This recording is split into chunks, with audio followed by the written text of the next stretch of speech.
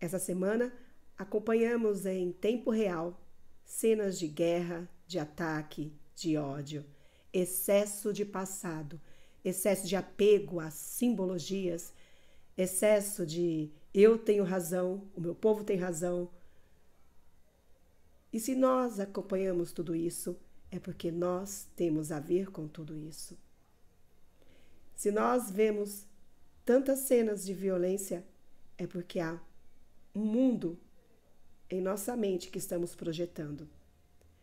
E essa projeção precisa de cura, antes de tudo, em nós mesmos. Quando curamos em nós, compartilhamos e estendemos essa cura no outro. Em um curso em milagres, diz que só há um problema e só há uma resposta.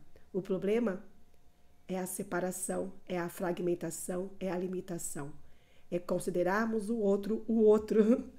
É considerarmos a casa do outro separado, limitado. E não existe. Somos extensão do Pai. O outro é filho de Deus, assim como nós também somos filhos de Deus. Somos extensão.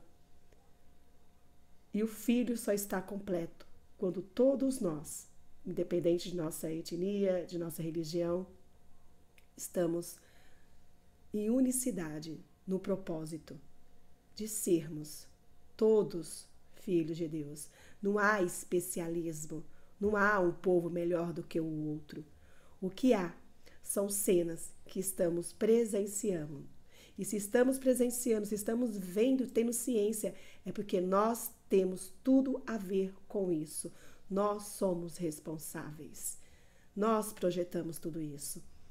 Então eu convido a você, nessa semana, praticarmos ainda com mais consciência de unicidade, a praticar cada lição de um curso em milagres, em prol da paz e do amor que vem da fonte e não da separação, não de estereótipos. Terra prometida, antes de tudo,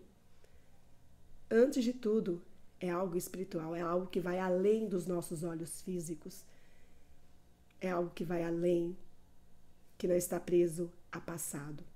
Entretanto, aqui nesse mundo, aqui nesse corpo, nessa experiência temporariamente humana, é muito difícil separarmos o nosso passado, essa bagagem de conflitos que vem do século 12 antes de Cristo. E somente no trabalho de psicoterapeuta e paciente, ou seja, todos nós precisamos de um tratamento na esfera mental. E é na esfera mental, é na nossa mente que precisamos, antes de tudo, reconhecer a nossa verdadeira identidade e estender isso ao outro. Então, bora a nossa semana número 42, 42ª semana de estudo de um curso em milagre. Eu vou só redirecionar aqui a imagem para que possamos compartilhar o texto. Então, essa semana nós vamos continuar estudando o suplemento de psicoterapeuta. E esse termo, psicoterapeuta, ele se refere, na verdade, a dois papéis. Aquele que ajuda o outro a chegar no caminho de cura. Nós não somos a cura. Eu não curo ninguém, você não cura ninguém. Mas nós abrimos passagem, apontamos para aquele que cura, que é o ser divino de cada um. E a partir do momento que eu curo em mim, eu curo no outro.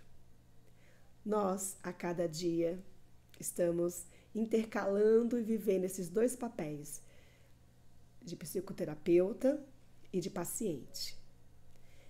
Então, bora lá para o texto.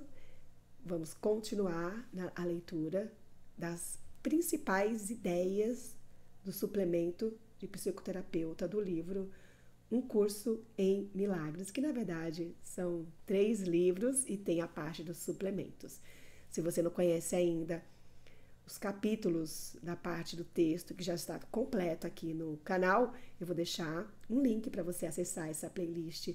Vale a pena você conhecer esta obra, que só vai agregar valor, só vai agregar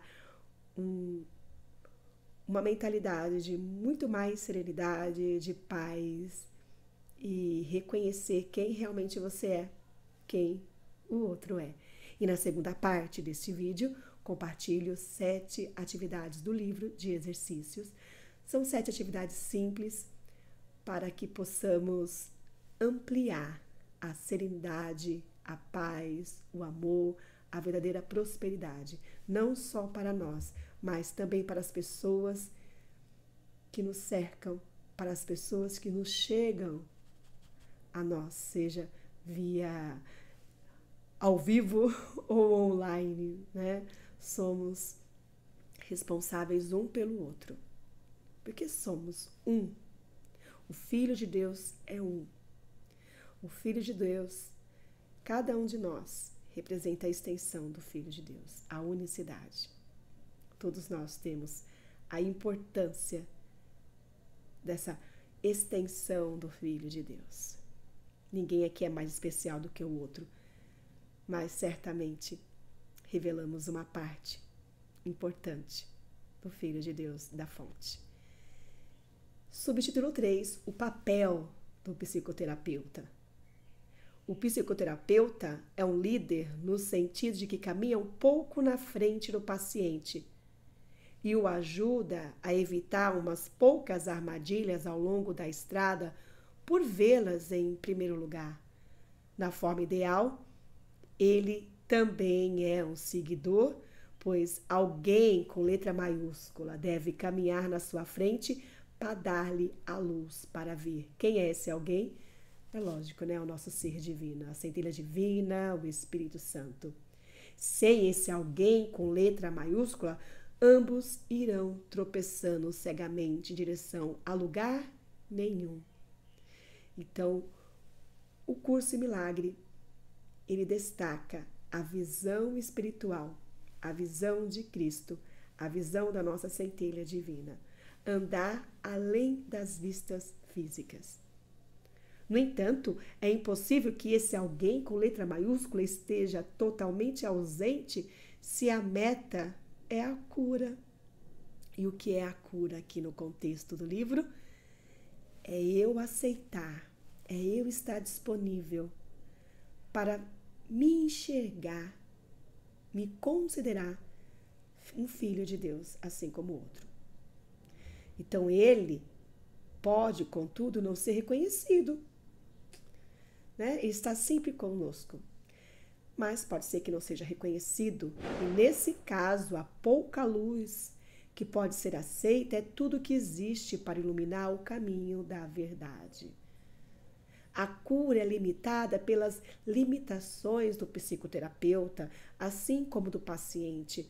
O objetivo do processo, portanto, é transcender esses limites. Nenhum dos dois pode fazer isso sozinho, mas quando se unem, a potencialidade de transcender todas as limitações lhes foi dada. Agora, a extensão do seu sucesso dependerá de quanto dessa potencialidade eles estão dispostos a usar. Então, nesse momento, se eu estou disponível, se você está disponível a essa unicidade, a ir além dos limites, isso é todo o necessário para que possamos curar em nós o que precisa ser curado no mundo. A disponibilidade pode vir de qualquer um dos dois no início, e à medida que o outro compartilha, ela crescerá. O progresso vem a ser uma questão de decisão. Pode chegar quase até o céu, ou não ir mais longe do que a um passo ou dois do inferno.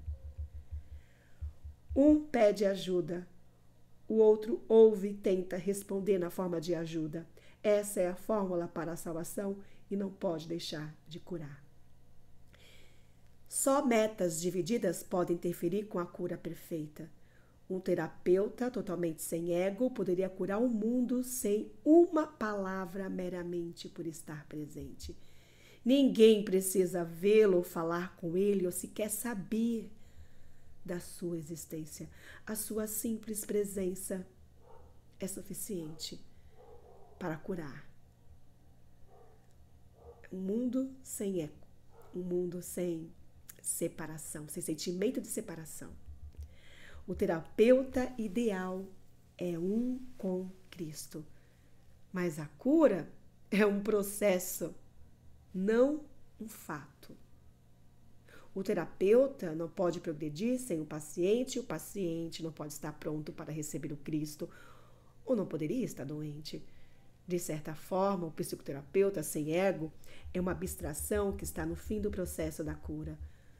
Por demais avançado para acreditar na doença e perto demais de Deus para manter os seus pés na terra. O psicoterapeuta vem a ser seu paciente, trabalhando através de outros pacientes para expressar os seus pensamentos, assim como ele os recebe da mente de Cristo. Subtítulo 4, o processo da enfermidade. Como toda terapia é psicoterapia, assim também toda enfermidade é doença mental. É um julgamento feito sobre o Filho de Deus. O julgamento é uma atividade mental. O julgamento é uma decisão tomada uma e outra vez contra a criação e o seu Criador. E retomando aos eventos que estão ocorrendo no mundo, quantos julgamentos tomamos, um atrás do outro, contra a criação, contra o Criador. Em especial, o julgamento da nossa atividade mental. Toda enfermidade é doença mental. O que assistimos, o que vemos com os nossos olhos físicos é uma projeção da doença mental. É uma projeção do julgamento que fizemos na nossa mente. Uma e outra vez, séculos e séculos, contra o Criador, contra o Filho de Deus. Uma vez que o Filho de Deus é visto como um ser culpado, a enfermidade vem a ser inevitável. Foi pedida e será recebida. Todas as coisas externas são apenas sombras de uma decisão já tomada. Se uma deformidade é vista como algo real, como poderia ser a sombra se não deformada? Imagine, se o que estamos vendo são cenas insanas, imagine como está em nossa mente, dividida. Porque a nossa mente íntegra, a nossa mente em Cristo, a nossa mente em imagem de Deus, ela é perfeita. Agora, a mente criada pela separação, pelo ego, é ela que é deformada. Entretanto, ela é uma situação, ela não é para sempre, ela não é o que nós somos. A doença, a morte, a miséria agora assombram a terra em ondas incessantes, algumas vezes juntas, algumas vezes em inflexível sucessão. Contudo, todas essas coisas, por mais reais que pareçam, são apenas ilusões, passageiras situações. A cura é terapia ou correção. E nós já dissemos e vamos repetir que toda terapia é psicoterapia. Curar o doente é apenas trazer a ele a consciência disso. Os curadores, entre aspas, do mundo podem reconhecer a mente como fonte da enfermidade, mas o seu erro está em acreditar que ela pode curar a si mesmo. Isso tem algum mérito no mundo em que gradações de erros é um conceito significativo. Contudo, as suas curas têm que continuar sendo temporárias ou uma outra enfermidade tem que surgir em seu lugar, pois a morte não foi vencida até que o significado do amor seja compreendido. E quem pode compreender isso sem o Verbo de Deus, dado por ele ao Espírito Santo como sua dádiva a ti? O propósito da mágica é fazer com que as ilusões sejam reais através de uma percepção falsa. Isso não pode curar, pois se opõe à verdade. Talvez uma ilusão de saúde a substitua por pouco tempo, mas nunca dura. A doença é insanidade porque toda doença é doença mental. Nisso não há gradação. Uma das ilusões que nos faz perceber a doença como algo real é a crença segundo a qual as enfermidades variam de intensidade e o grau da ameaça difere segundo a forma que ela toma. Nisso está a base de todos os erros.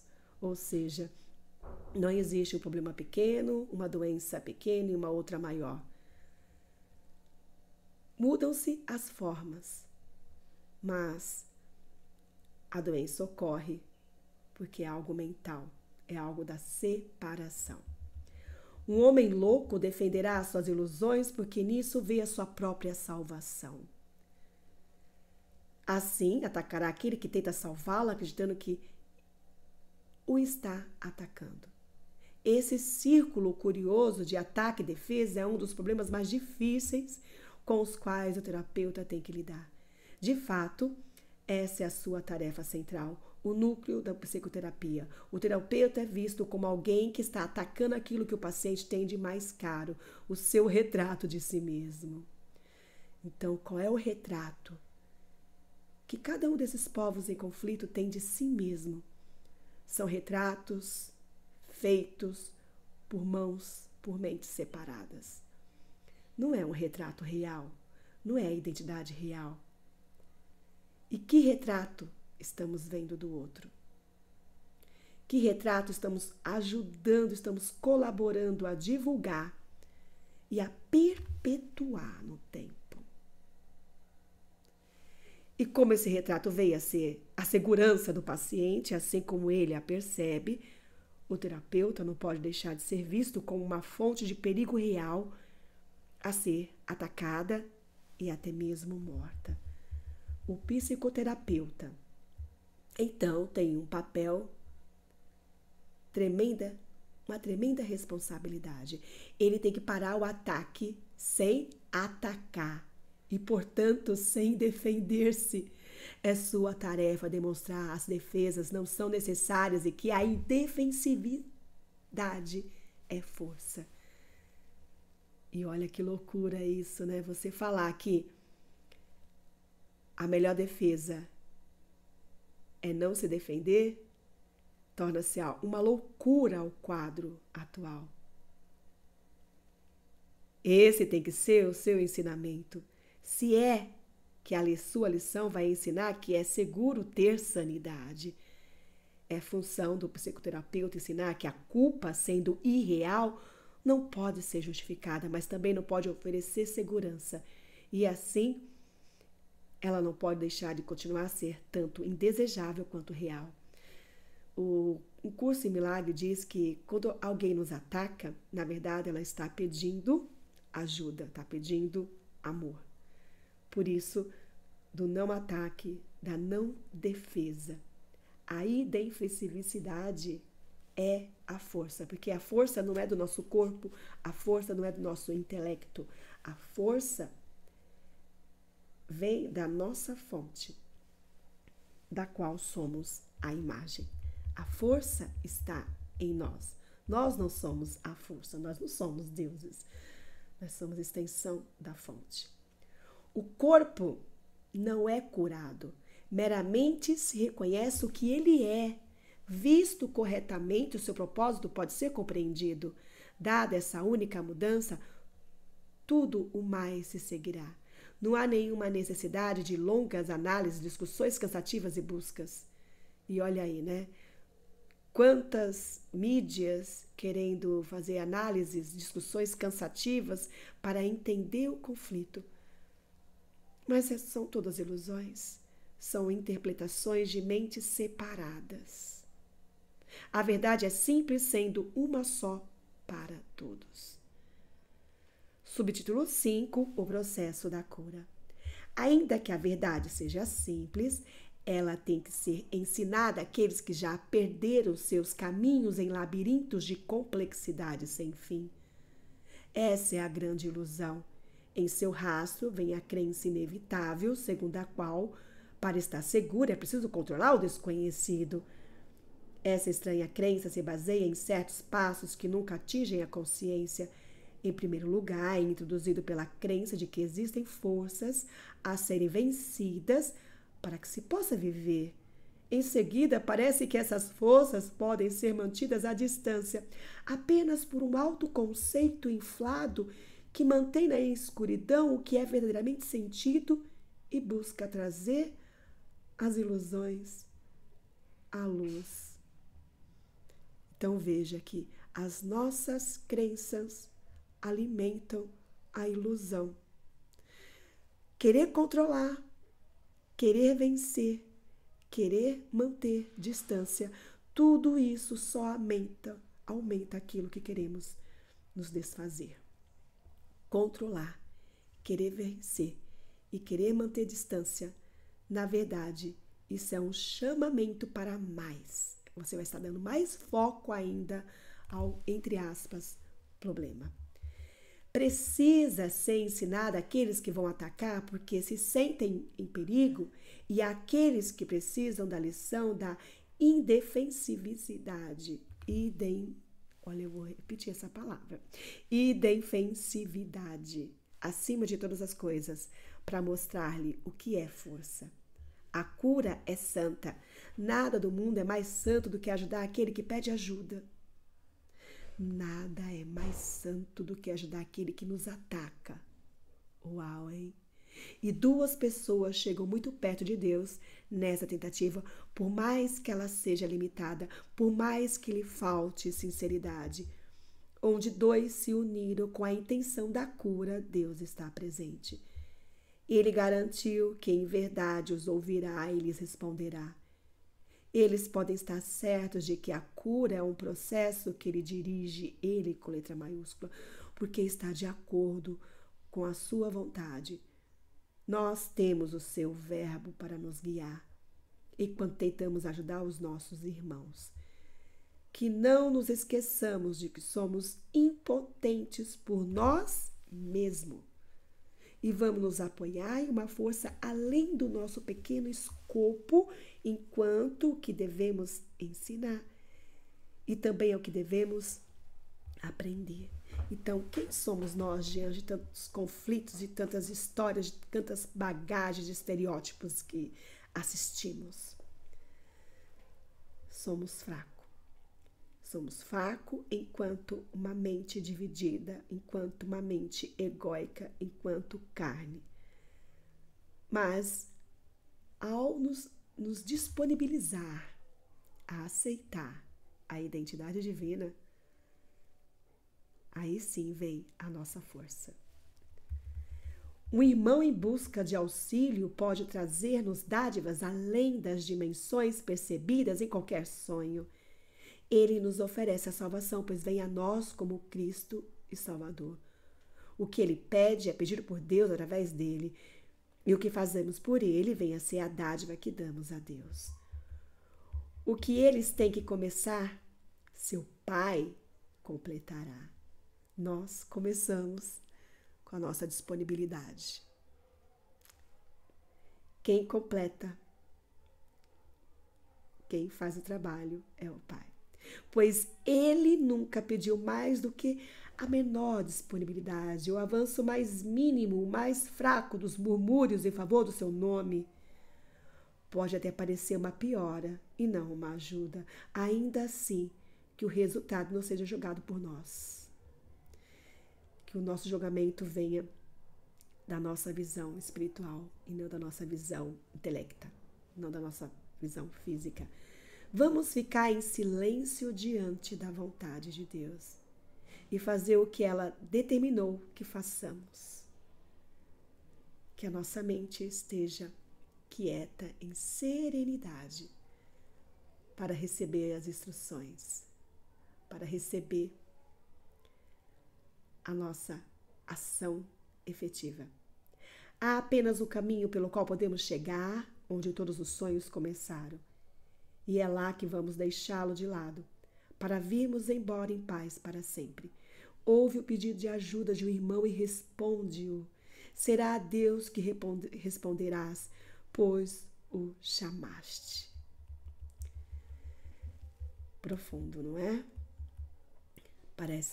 É simples, mas não é fácil. Essa visão, essa mentalidade diante de tanto excesso de passado, de tanto estereótipo. Subtítulo 6, a definição da cura. O processo da psicoterapia pode, então, ser definido simplesmente como perdão. Pois a cura não pode ser nenhuma outra coisa. E perdão é você olhar para o outro, não a partir do retrato que ele fez de si mesmo ou que nós fizemos do outro, mas é o retrato real que Deus criou cada um de nós. E isso, entre aspas, é difícil para o nosso intelecto, para a nossa mente dividida. É aí que pedimos ajuda. Os que não perdoam estão doentes. Acreditando que não foram perdoados, a cura acontece quando um paciente começa a ouvir a lamentação fúnebre que canta e questiona a sua validade. Até que ele a ouça, não pode entender que é ele mesmo que canta para si próprio. Que historinhas você anda contando para você desde tanto tempo?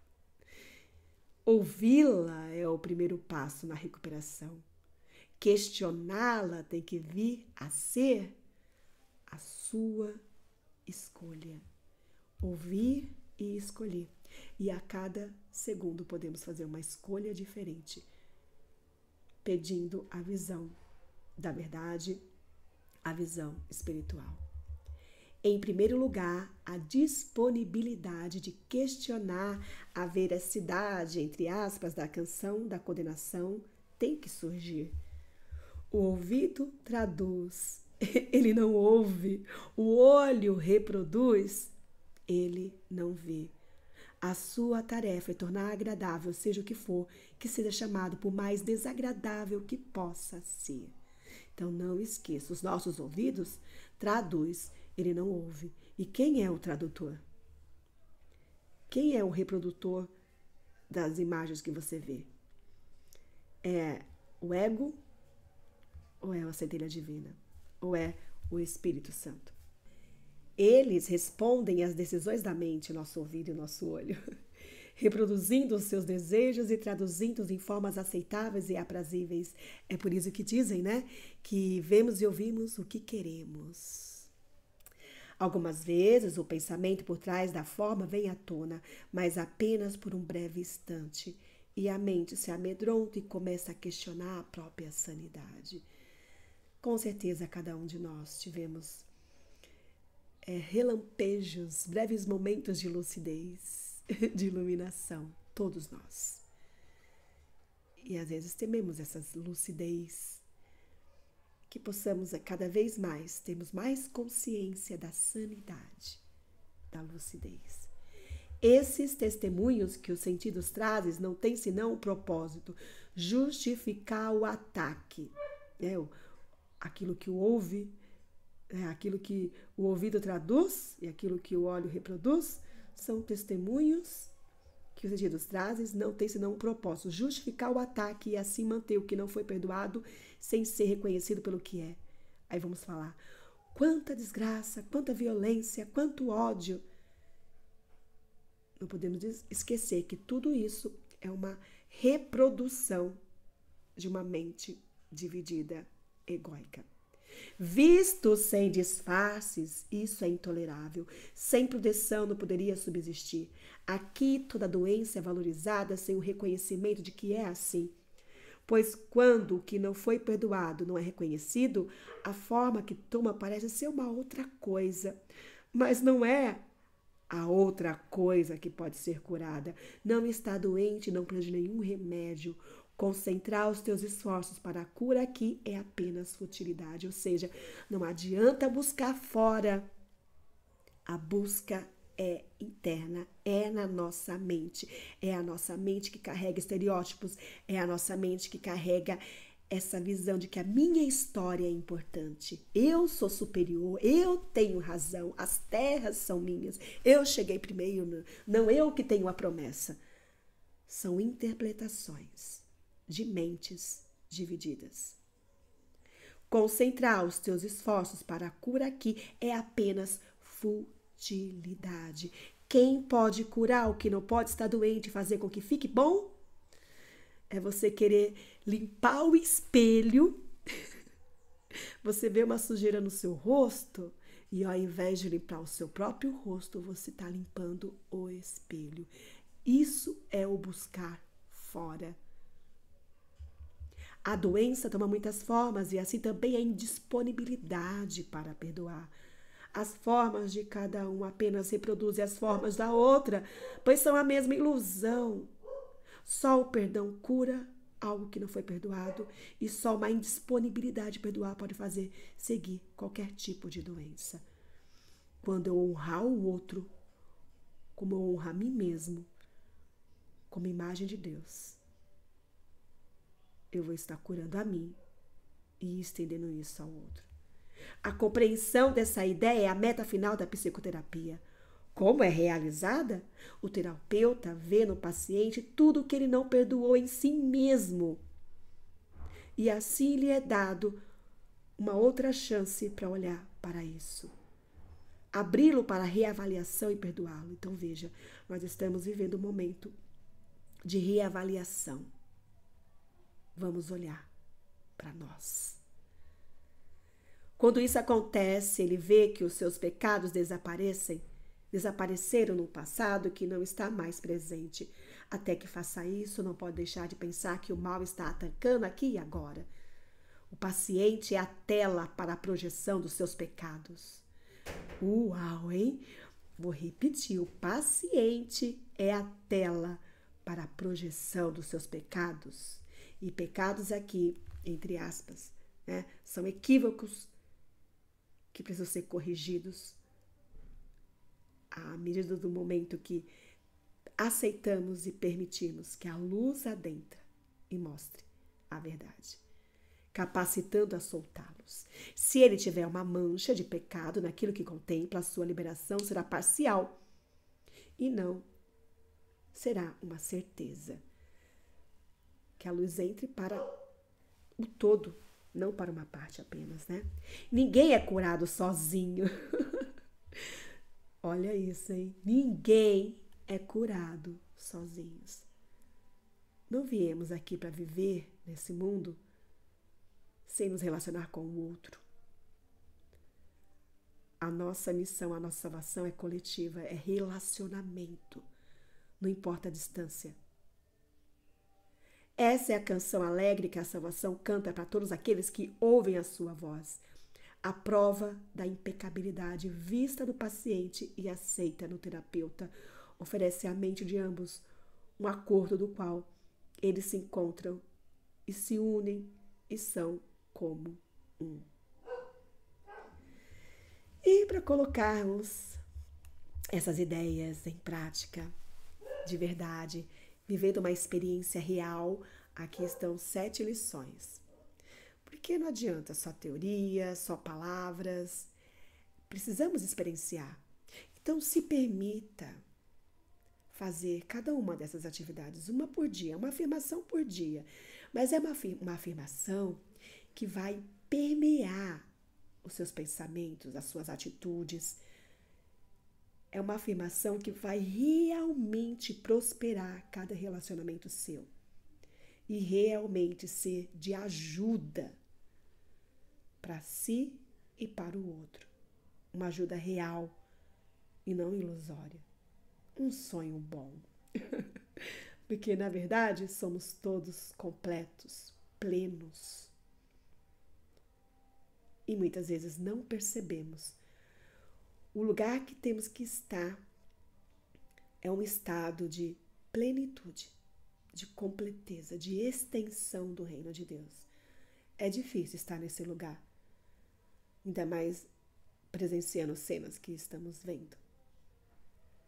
Mas sempre que possível você buscar esse espaço de serenidade, de plenitude, de identidade divina, certamente você vai ser muito mais contribuição para si mesmo e para o outro do que levar uma mente de pecados, uma mente de que eu sou errado, ou de que eu sou o melhor, de que eu tenho uma razão,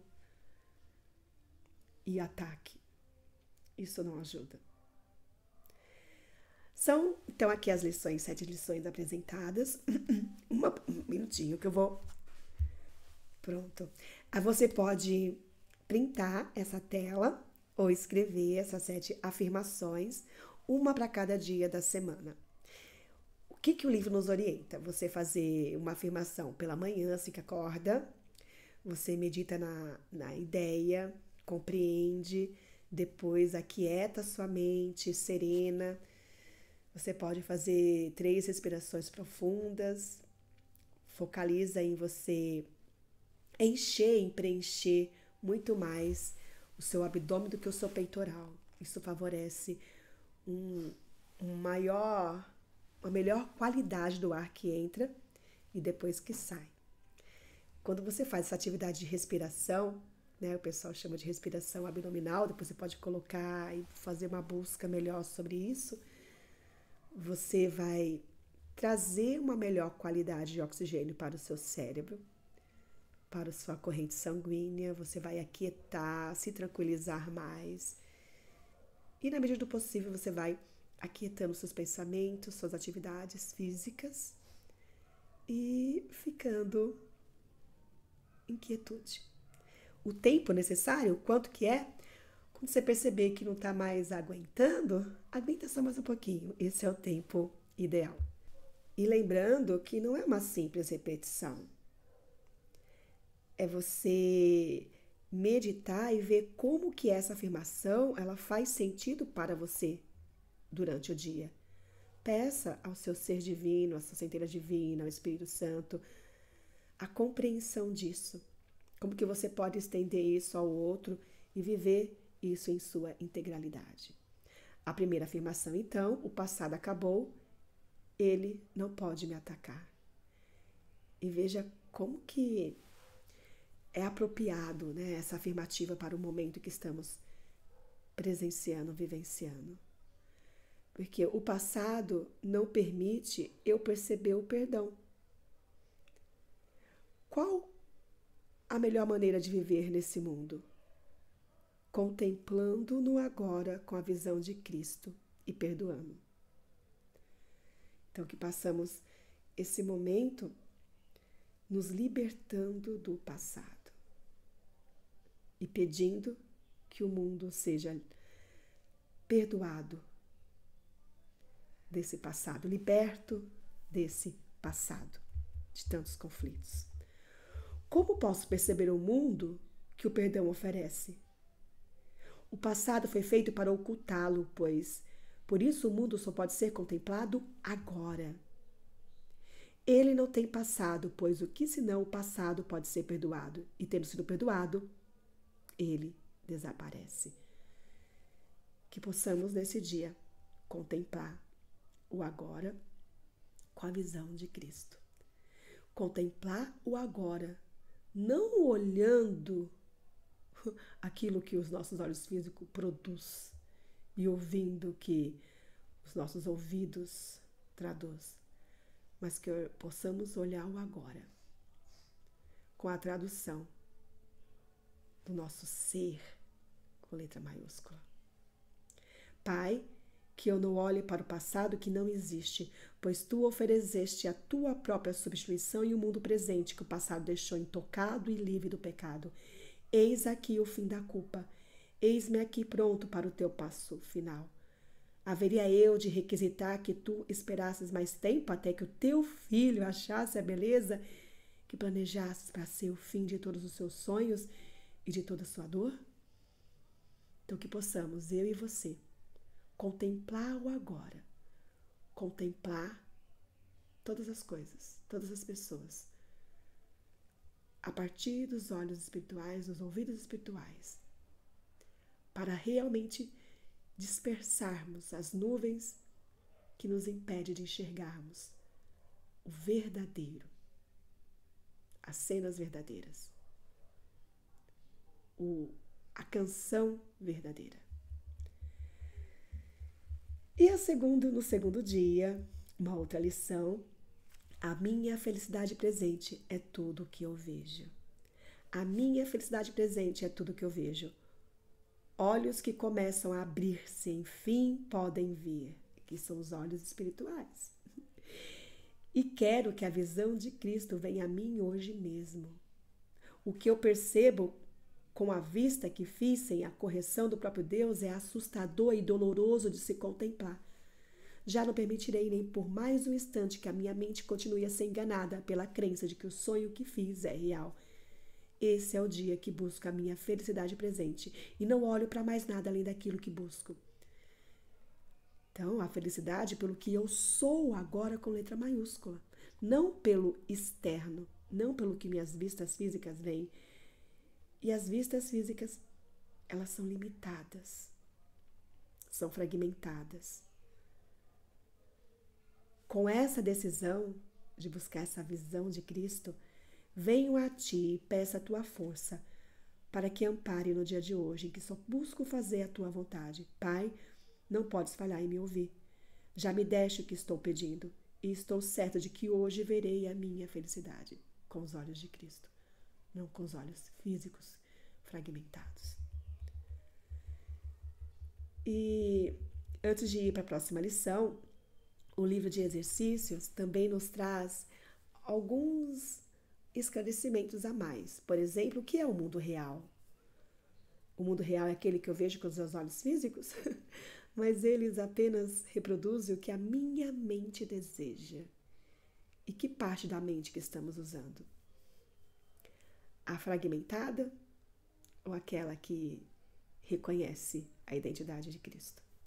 O mundo real é um símbolo, como o resto do que a percepção oferece, mas representa o oposto daquilo que fizeste. O mundo real não pode ser percebido, exceto através dos olhos que o perdão abençoa, de modo que venha um mundo onde o terror é impossível e onde testemunhos do medo não podem ser achados. Tudo isso parece balela, parece blá blá blá, mas permita-se colocar em prática. Permita. E depois você mesmo vai decidir prosseguir ou não. O mundo real possui uma contrapartida para cada pensamento infeliz refletido no teu mundo, ou seja, tá vendo o desastre? É porque há a solução, há a cura, há a saúde, mas não traduzido pelos olhos físicos, e sim pela sua identidade verdadeira. Uma correção certa para cenas de medo e para os sons de batalha que o teu mundo contém. Então, seria a nossa pergunta: Pai, o que tanta violência, tantos destroços nos revelam? O que há por trás de tudo isso? Qual é a verdadeira lição que temos que aprender? O mundo real mostra o mundo visto de modo diferente através dos olhos serenos e com a mente em paz. Nele só há o descanso. Nele não se ouvem gritos de dor e de pesar, pois nada mais resta fora do perdão. E o que vês é gentil. Apenas cenas e sons felizes podem alcançar a mente que perdoou a si mesma. Eu lembro de uma cena agora do livro de Neemias, em que ele chega na cidade, ele olha para destroços, destruição, dominação e fica imaginando, né, como vai reconstruir os muros da cidade, a cidade com tantos destroços. E ali ele teve uma visão espiritual da reconstrução. E aquela visão foi a força que ele precisava para concluir o seu propósito. Ao olhar os destroços, ele pediu a visão espiritual e ele teve, estava disponível a vir. Que possamos, assim como Neemias, olhar para os destroços e ver a cena realmente feliz, que pode ser alcançada pela mente que perdoou a si mesmo Que necessidade tem essa mente de pensamentos de morte, ataque e assassinato? O que pode perceber ao seu redor, senão a segurança, o amor e a alegria? O mundo que ela, a mente, vê, surge de uma mente em paz consigo mesma. O mundo real é o símbolo de que o sonho do pecado e da culpa terminou e o Filho de Deus não está dormindo. Seus olhos despertos percebem o reflexo seguro do amor de seu Pai, a promessa certa de que foi redimido. O mundo real significa o fim do tempo, pois percebê-lo faz com que o tempo não tenha nenhum propósito. O Espírito Santo não tem necessidade de tempo, uma vez que esse já tenha servido ao seu propósito. Agora ele só espera por aquele único instante a mais, para que Deus dê o seu passo final e o tempo desapareça, levando consigo a percepção e deixando apenas a verdade para ela mesma. Esse instante é a nossa meta, pois contém a memória de Deus. E ao olharmos para o mundo perdoado, é Ele que nos chama e vem para nos levar para casa, lembrando da nossa identidade, que o nosso perdão restituiu a nós. Próxima lição, no próximo dia, esse é um dia de serenidade e paz. Hoje, a visão de Cristo olha através de mim. A sua visão me mostra todas as coisas perdoadas e em paz e oferece essa mesma visão ao mundo. E eu aceito essa visão em seu nome, por mim mesmo e também para ele. Quanta beleza contemplamos hoje, quanta santidade vemos à nossa volta, e nos é dado reconhecer que é uma santidade da qual todos compartilhamos. É a santidade do próprio Deus. Nesse dia, a minha mente está quieta para receber os pensamentos que me ofereces, e aceito o que vem de ti no lugar do que vem de mim, mente separada. Não conheço o caminho para ti, mas tu és totalmente certo. Pai, guia o teu filho por esse caminho quieto que conduz a ti. Que o meu perdão seja completo e que a memória de ti volte para mim. Pensamento de Cristo, eu peço, eu aceito, eu estendo. Que você tenha essa meta hoje, essa intencionalidade. O pensamento de Cristo, eu peço, eu aceito, eu estendo. O pensamento de Cristo, eu peço, eu aceito, eu estendo. A lição 292, o final feliz de todas as coisas é certo. As promessas de Deus não fazem exceções. E ela garante que só a alegria pode ser o fim de todas as coisas. No entanto, cabe a nós decidir, quando isso será alcançado, por quanto tempo permitiremos que uma vontade alheia apareça opor à sua. E enquanto pensarmos que essa vontade é real, não acharemos o fim que ele designou como desenlace de todos os problemas que percebemos, de todas as provações que vemos e de cada situação com a qual nos deparamos. Contudo, o fim é certo, pois a vontade de Deus é feita assim na terra como no céu. Buscaremos e acharemos segundo a sua vontade, que garante que a nossa vontade seja feita. Pai, nós te agradecemos por garantir-nos que, no final, só haverá desenlaces felizes. Ajuda-nos a não interferir, e assim atrasar os finais felizes que nos prometestes, para cada problema que podemos perceber, para cada provação que ainda pensamos ter que enfrentar. Próxima lição, todo o medo passou e só o amor está aqui. O medo passou porque a sua fonte se foi, e com ela todos os pensamentos de medo. O amor, cuja fonte está aqui para todo sempre, é o único estado presente. O mundo inteiro brilha no reflexo da sua luz santa, e eu percebo o mundo, enfim, perdoado. Pai, que hoje o teu mundo santo não escape à minha vista, que os meus ouvidos não fiquem surdos, e todos os hinos de gratidão que o mundo canta sobre os ruídos do medo. Existe um mundo real que o presente mantém a salvo de todos os equívocos passados, e hoje só quero ver esse mundo diante dos meus olhos. Próxima lição. O meu corpo é uma coisa totalmente neutra. Sou um filho de Deus. Posso ser outra coisa também? A sua neutralidade, o corpo, protege enquanto tiver utilidade.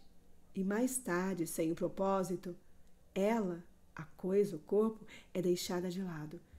Não está doente, velha ou ferida, simplesmente não tem função. É desnecessária e deixada de lado. Que hoje eu não veja o meu corpo mais do que isso, algo que é útil por algum tempo e próprio para servir, para manter a sua utilidade, enquanto lhe for possível servir, e em seguida ser substituída por um bem maior. Lembrando, né? Eu não sou um corpo, eu sou livre, eu sou como Deus me criou. Pai, o meu corpo não pode ser o teu filho, e aquilo que não foi criado não pode ser nem pecador, nem sem pecado, nem bom, nem mal. Portanto, que eu use esse sonho para ajudar o teu plano de despertar-nos de todos os sonhos que fizemos. Então, que o nosso corpo sirva ao propósito, sirva ao despertar.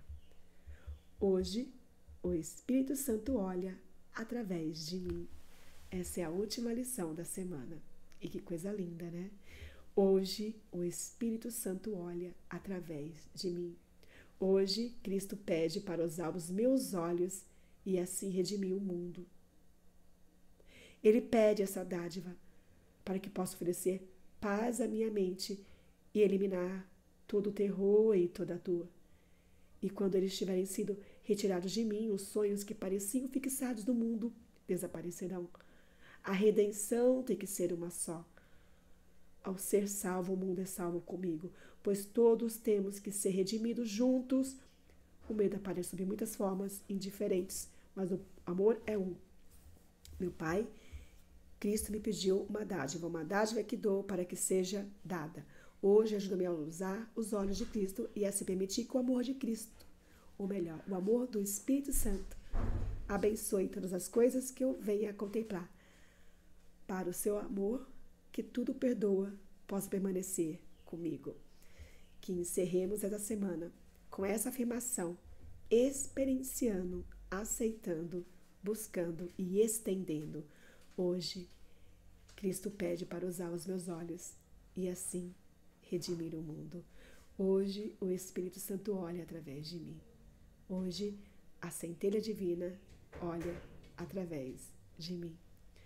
Uma semana abençoada e que possamos andar por vistas espirituais, irmos além dos símbolos, além do passado e enxergarmos a contemplação do agora.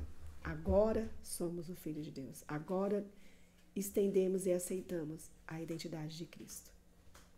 Um abraço. Valéria Hora.